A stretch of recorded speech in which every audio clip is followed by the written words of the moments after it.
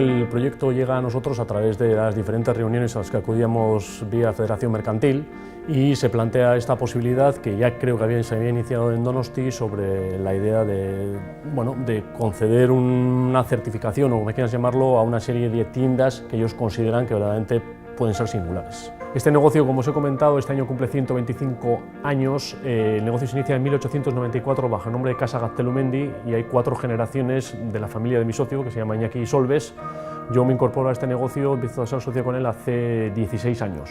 La única manera de diferenciarte es verdaderamente elegir los vinos como hacemos nosotros a través del productor y yendo a los sitios para que tú tengas cosas que los demás no tienen y cosas de calidad y que puedas ofrecer. Y nosotros, sobre todo en la primera parte del año, que quizás son estos 3-4 meses en los cuales el comercio está más flojo, lo que nos dedicamos es precisamente a eso. Acudimos a ferias tanto a nivel nacional como internacional para buscar los productos que luego creemos que aquí se pueden vender.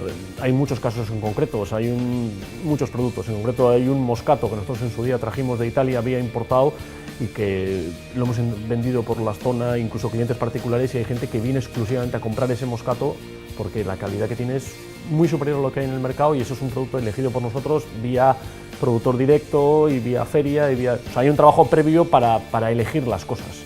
Irún históricamente ha sido una ciudad con una cantidad de turismo muy importante al ser fronterizo y para nuestro caso el cliente francés sobre todo ha sido muy importante siempre. Por diversos temas, por un tema cultural en el sentido de que el vino para ellos es una cosa muy importante y porque verdaderamente han encontrado aquí, hablo de esta tienda, la figura que en Francia existe muy habitualmente, que es la figura que ellos llaman del caviste, que es el especialista en vinos, la tienda especializada en esto. Y eso al cliente francés que encuentra aquí referencias en 8 o 10 euros de vinos de mucha calidad de diferentes zonas de España le gusta mucho y le interesa.